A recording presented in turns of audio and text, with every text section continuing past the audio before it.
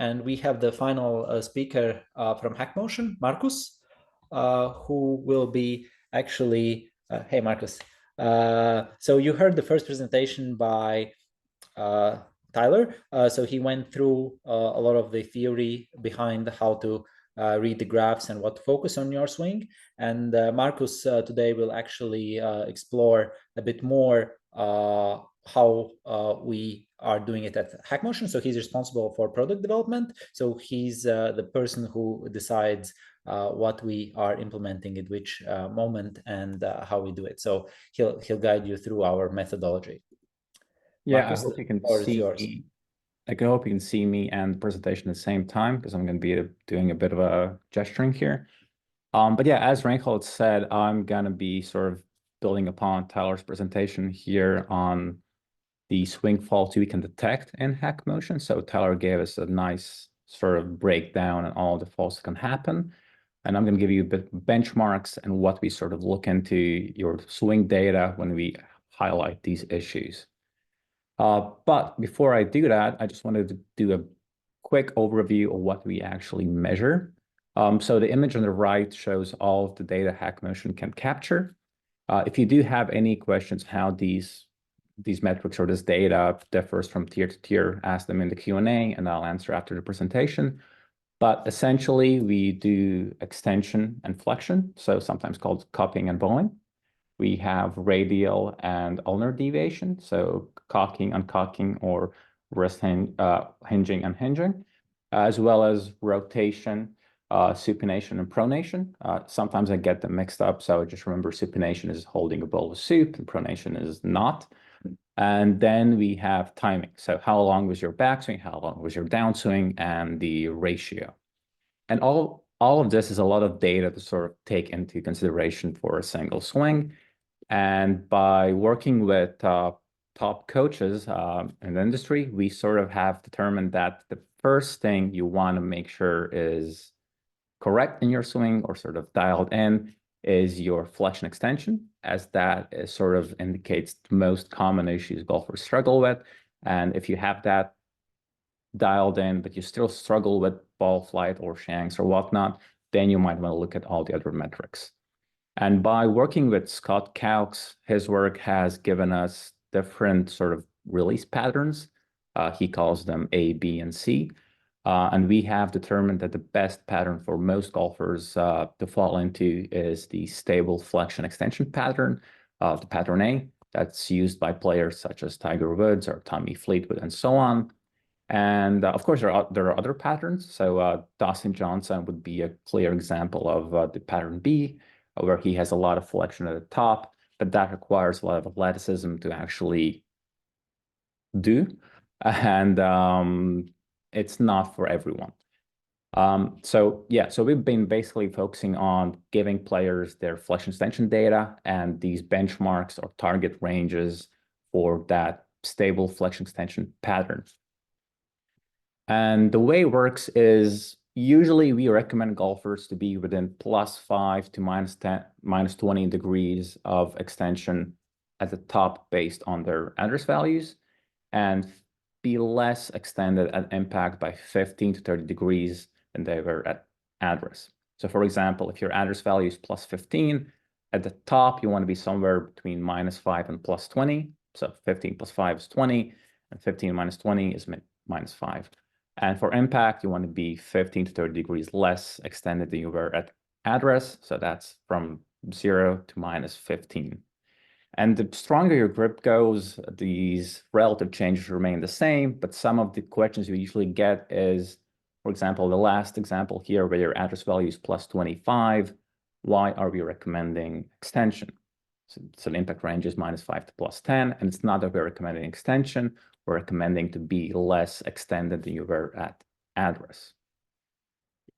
And that's all well and good, but it's not as easy as just giving you benchmarks here. This is what you should be doing. Good luck, right? I could show you a video of a tour player and say, this is where you should be. This is what you should be doing. Golf away. But actually, it's a lot more complicated. And actually fixing these wrist angles is a lot of hard work. On the image on the right, I've given you an example that shows that the player here is very extended at impact. And you can see here that their extension values sort of remain the same through the backswing. In the downswing, they're sort of adding flexion. But right before impact, they sort of lost all of that flexion and went into a lot of extension. And usually that's caused by body stalling issues or weight transfer issues or other issues which are not directly related with your wrists, but they really nicely show up in your wrist data. So it's not something you would fix just by adding more flexion. Usually that would result in horrible results. You sort of want to understand why is this happening? Where are you generating your power in swing and work from there? So it's sort of understanding the root cause of what is causing your wrist graphs to behave that way.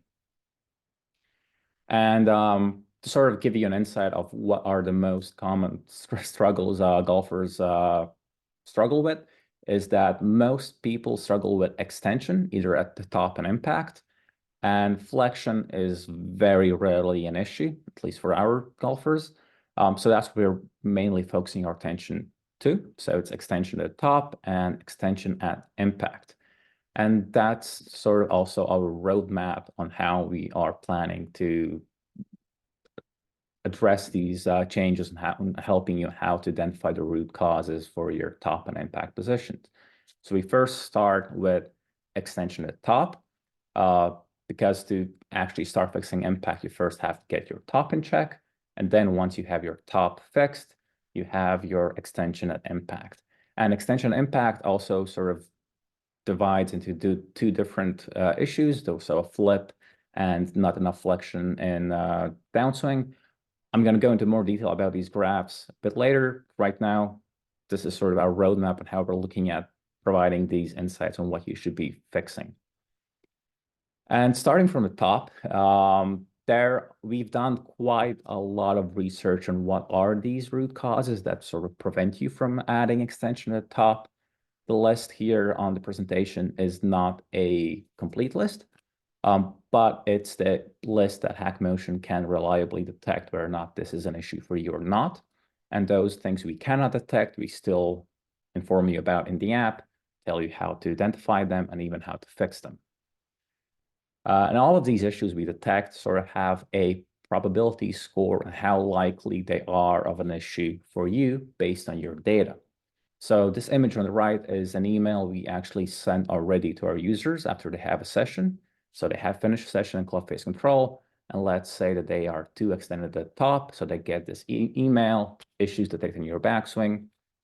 So weak grip could be an issue. We notice some sort of an issue with the grip here. Please check it out. Wrist hinge has a high probability an issue. We are fairly certain this is an issue you should be working on. The data is quite concrete here. So that's something you should also focus your attention to.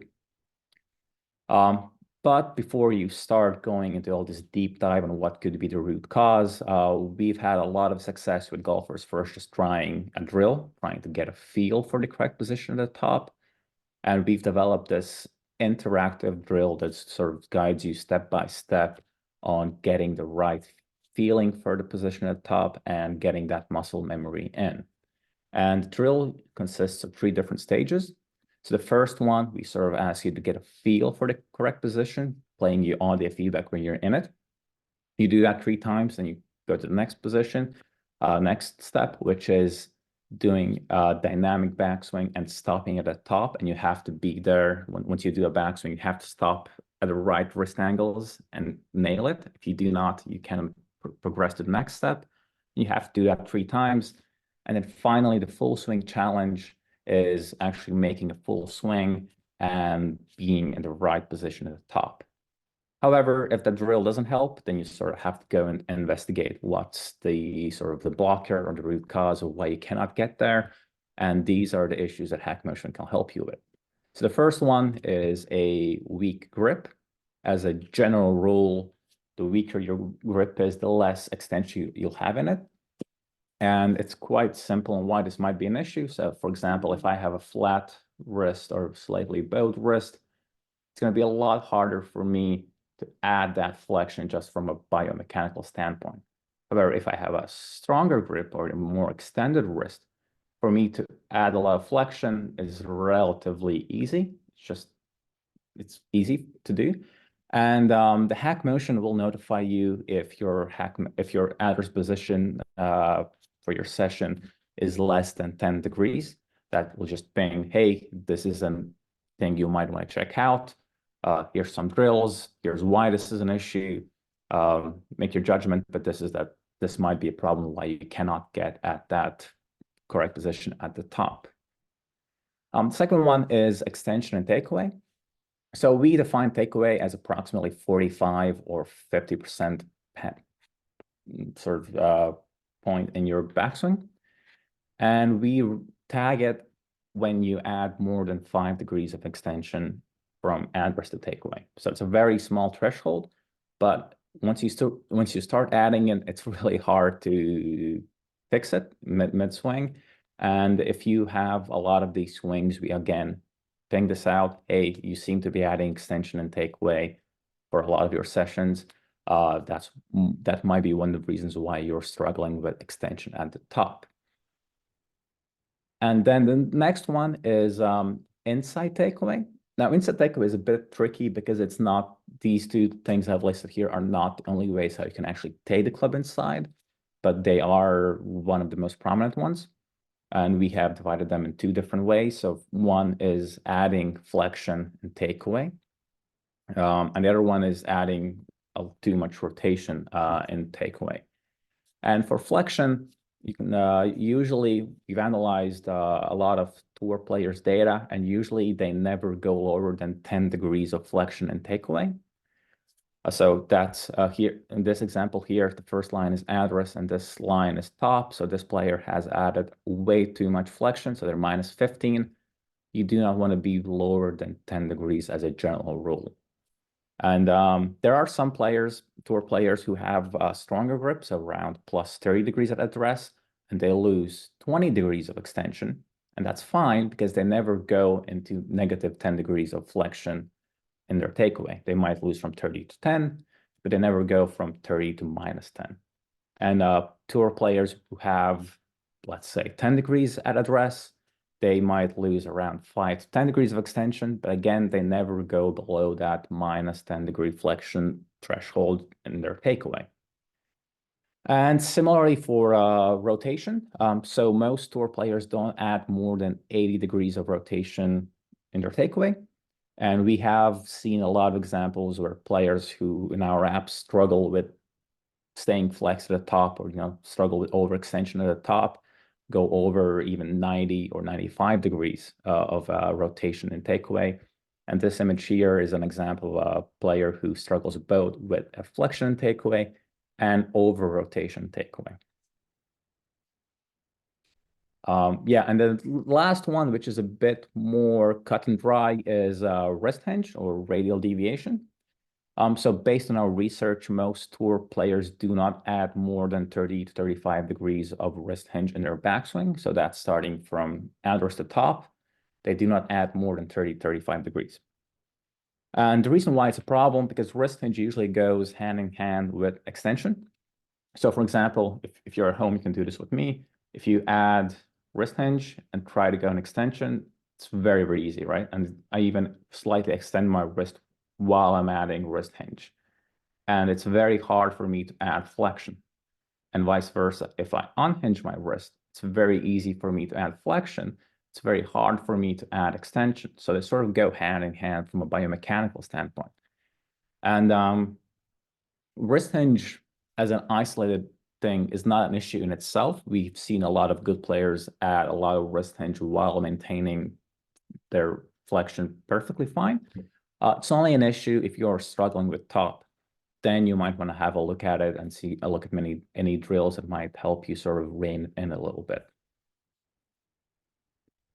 And there's a sort of a way after we gather your data, after a session, we sort of prioritize it and give you this list of issues you should go through step by step. And the way we prioritize these are based on 2 factors. One is our data insights, how much of an inclination in your data are we sure you have this issue? And the other one is how early in the swing this issue usually happens. So if we see you have some indication of weak grip, that will be the top of the list because that's the foundation of the whole swing. And wrist hinge might be a bit lower, even though it might have a bit more data supporting arguments than weak grip, because grip sort of starts the swing and the wrist hinge happens a bit later. So that was for the top. And for impact, as I mentioned, we have these two graphs,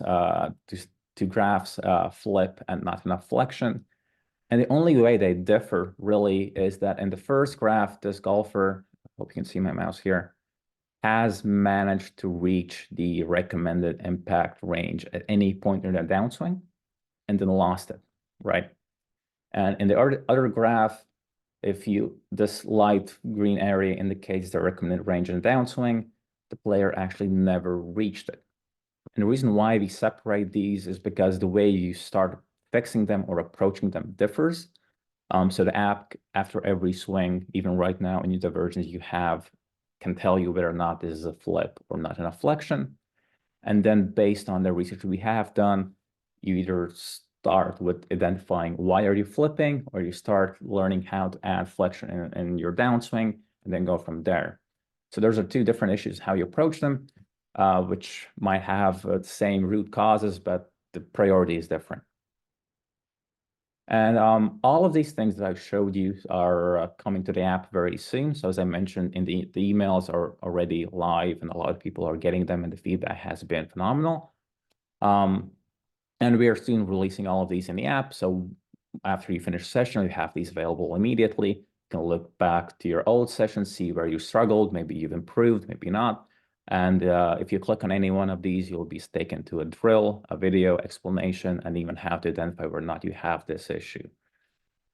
And along with those insights, we're also working on adding additional interactive drills. So right now in the app, we have that drill for top extension, where we have 3 stages. We are adding more drills in the app. So one would be a motorcycle drill for your downswing. Getting a feel for flexion and audio feedback whether or not you're doing correctly. The rotation takeaway drill for inside takeaway if you have too much rotation. And the follow drill, you can Google or YouTube, search on YouTube what that is, but that usually kills 2 birds with 1 stone. So that prevents you from adding too much ulnar and adding extension and takeaway. And after these drills, we're planning to add many more, but these are the ones we are starting with based on the issues we see cropping up the most from our user data. And final note, we are sort of committed to going into this direction of adding more help, more identification of why you aren't able to get that perfect swing from our data. So you are going to see more updates on these root cause analysis and issue analysis. And we release the app very, very frequently, so around every 2 weeks. So if you're not sure what I'm talking about right now, make sure your app is on the latest version and keep it all updated so you don't miss any of these issues if you are struggling with the issues I'm talking about here. And and most of you should have access to our new portrait mode beta. So that's one thing we've been working on for the past 4 to 5 months, is sort of displaying all the information we currently show in a more user-friendly way.